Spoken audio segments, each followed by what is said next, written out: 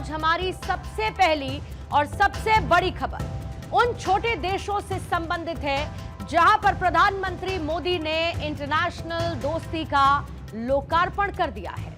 इन छोटे देशों का दौरा कर पीएम मोदी ने इन्हें बड़े बड़े देशों के लिए विचार करने का एक विषय बना दिया है।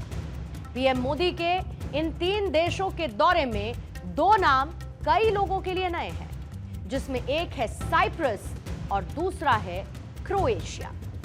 प्रधानमंत्री नरेंद्र मोदी ने जहां 15 जून से 19 जून तक साइप्रस, फिर वहां से कनाडा और फिर वहां से क्रोएशिया की अपनी 5 दिवसीय यात्रा की है। यह दौरा न सिर्फ भारत की विदेश नीति को मजबूत करने के लिए था, बल्कि छोटे देशों को भी अहमियत देने की भारत की वसुधैव कुटुंबकम नीति का हिस्सा था। हर देश में पीएम का समय बहुत ही सुनियोजित था और हम उपलब्ध जानकारी के आधार पर उनके रुकने की अवधि को घंटों में अगर हम तोड़कर देखते हैं तो जहां प्रधानमंत्री नरेंद्र मोदी पहले देश यानी कि साइप्रस पहुंचे, करीब 48 घंटे तक प्रधानमंत्री रुके। फिर साइप्रस से प्रधानमंत्री पहुंचे कनाडा, जहां पर उनका स्टे, उनके रुकने की अवधि 36 घंटे की थी। यहां पर G7 समिट में उन्होंने हिस्सा लिया, क्योंकि विशेष अतिथि देश के तौर पर कनाडा ने G7 समिट के लिए प्रधानमंत्री मोदी को आमंत्रित किया था। और फिर कनाडा में G7 समिट से निकलने के बाद वो पहुंचते हैं क्रोएशिया, जहां पर उनके रुकने की अवधि रही 24 घंटे। यानी हर देश में प्रधानमंत्री मोदी का स्केड्यूल इतना टाइट था कि हर मिनट का हिसाब रखा गया है। जहां पर साइप्रस में 48 घंटे के अंदर उन्होंने बिजनेस से लेकर डिप्लोमेसी और सांस्कृतिक कनेक्शन को कवर किया। फिर कनाडा में 36 घंटों में G7 जैसे ग्लोबल मंच पर भारत की बात रखी, मजबूती के साथ रखी, भारत का स्पष्ट रुख रखा। तो क्रोएशिया में सिर्फ 24 घंटे में एक नई रिश्ते की नींव प्रधानमंत्री रखते हुए नजर आए। और यह दिखाता है कि मोदी जी का हर एक सेकंड भारत के हित को समर्पित रहा है। और ऐसे में आज हम इन 5 दिवसीय दौरे से, यानी प्रधानमंत्री मोदी के 72 घंटों का विश्लेषण, उनके 72 घंटे के दौरे का विश्लेषण करेंगे, जो कि उन्होंने साइप्रस और क्रोएशिया में गुजारे हैं। भारत के विपक्षी दलों ने पीएम मोदी के इस दौरे का यह कहते हुए मजाक उड़ाया कि ये देश तो गुजरात के अहमदाबाद शहर से भी छोटे हैं। लेकिन शायद हमारे देश के कुछ नेताओं ने जियोपॉलिटिक्स को गहराई से समझा ही नहीं है। और ऐसे में आज ये जरूरी है, ये इंपॉर्टेंट है और समय की जरूरत भी है कि जियोपॉलिटिक्स की इस किताब की शब्दों, तस्वीरों और साथ ही ग्राफिक्स के साथ एक ऐसी कॉकटेल बनाई जाए, हर एक पन्ने को पलटा जाए, जो कुछ लोग इसे एक ही सिप में समझ सके।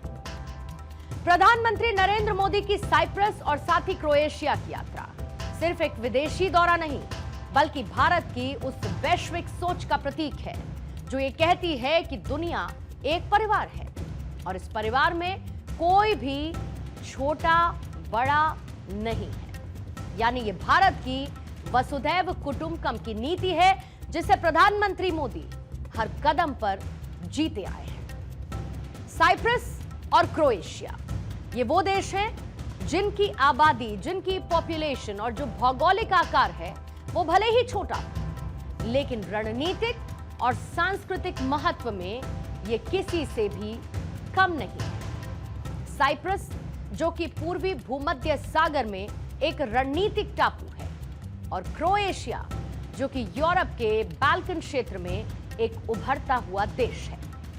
आमतौर पर बड़े देश अपनी डिप्लोमेसी में महाशक्ति जैसे कि अमेरिका, चीन और साथ ही रूस पर फोकस करते हैं, तो वहीं प्रधानमंत्री मोदी का यह दौरा कहता है कि भारत के लिए हर देश की अपनी अपनी अहमियत है।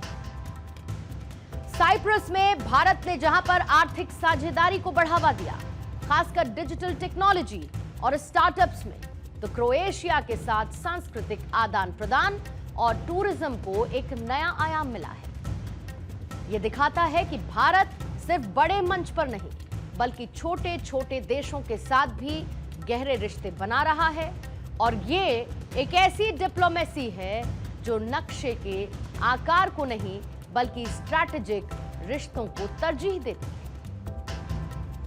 वसुधैव कुटुंबकम किसी शायर के कहे गए दो शब्द नहीं बल्कि भारत की उस प्राचीन सोच का सार है जो ये कहती है कि पूरी दुनिया एक परिवार है, प्लैनेट इज वन। लेकिन इस सोच को जमीन पर उतारना आसान नहीं था, और ऐसे में प्रधानमंत्री मोदी ने इसे अपनी विदेश नीति का आधार बना लिया, और जो कहा वो करके भी दिखाया। चाहे वो अफ्रीकी देशों को वैक्सीन देना हो या फिर साइप्रस जैसे छोटे देशों के साथ स्ट्रैटेजिक पार्टनरशिप करना, भारत हर एक कदम पर यह दिखाता है कि वो सिर्फ अपने हित नहीं बल्कि वैश्विक हित को सर्वोपरि रखता है, और कहते हैं कि यही एक लीडर की असली पहचान होती है।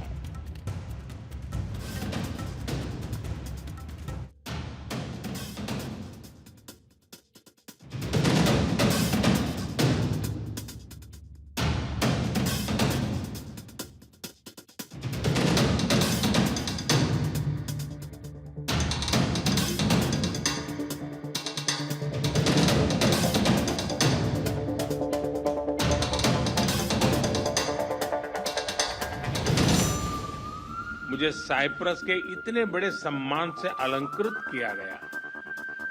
ये सम्मान केवल मेरा नहीं, 140 करोड़ भारतीयों का सम्मान।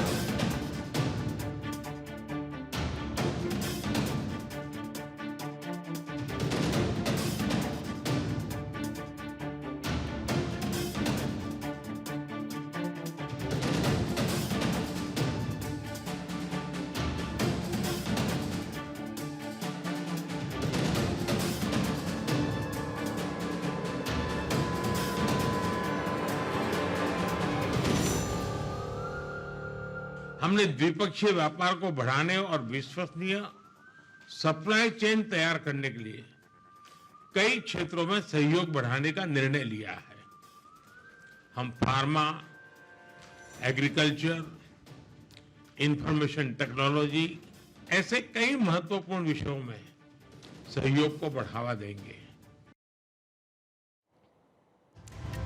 साइप्रस में जहां पर भारत ने समुद्री सुरक्षा और व्यापार पर बात की, जो कि भारत के हिंद प्रशांत रणनीति का एक हिस्सा है, क्रोएशिया में यूरोप के साथ भारत के रिश्तों को और गहरा करने की कोशिश प्रधानमंत्री ने की है। ये दोनों ही देश भले ही आकार में छोटे हों, लेकिन इनके साथ रिश्ते भारत को वैश्विक मंच पर और मजबूत कर सकते हैं। यानी कि छोटे कदम लेकिन बड़े नतीजों वाली सोच।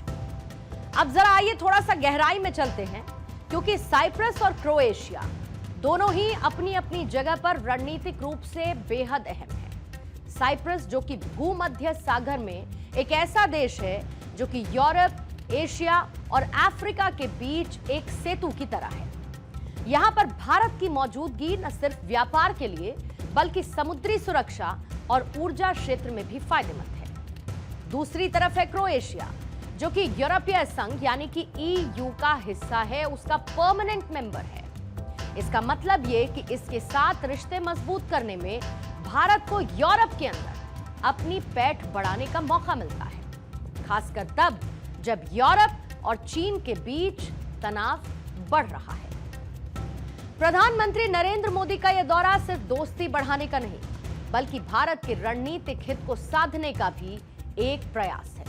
साइप्रस के साथ जहां पर डिफेंस और टेक्नोलॉजी में सहयोग यानी पार्टनरशिप, और क्रोएशिया के साथ टूरिज्म और सांस्कृतिक डिप्लोमेसी, ये सब भारत के उस विजन, उस सोच का हिस्सा है जो ये कहती है कि हर देश के साथ रिश्ता, हर रिश्ते में फायदा। भारत की ताकत सिर्फ उसकी अर्थव्यवस्था या फिर उसकी सेना में नहीं बल्कि उसकी सॉफ्ट पावर में भी है। योग, आयुर्वेद, बॉलीवुड, और अब भारत की डिप्लोमेसी, ये सब दुनिया को भारत की तरफ खींच रहे हैं। क्रोएशिया में जब प्रधानमंत्री मोदी ने वहां की जनता से मुलाकात की तो भारतीय संस्कृति की झलक साफ तौर पर नजर आई। साइप्रस में भारतीय डायस्पोरा के साथ बातचीत ने वहां के लोगों को भारत के साथ कनेक्ट किया है।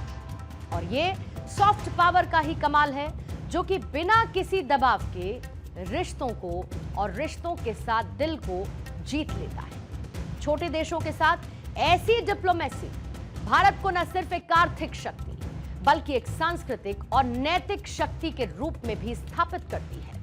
और ये वो भारत है जो दुनिया को सिर्फ व्यापार नहीं बल्कि संस्कृति और मूल्यों का रास्ता भी दिखा रहा है। आज की दुनिया में हर एक देश अपनी छवि को लेकर सजग है।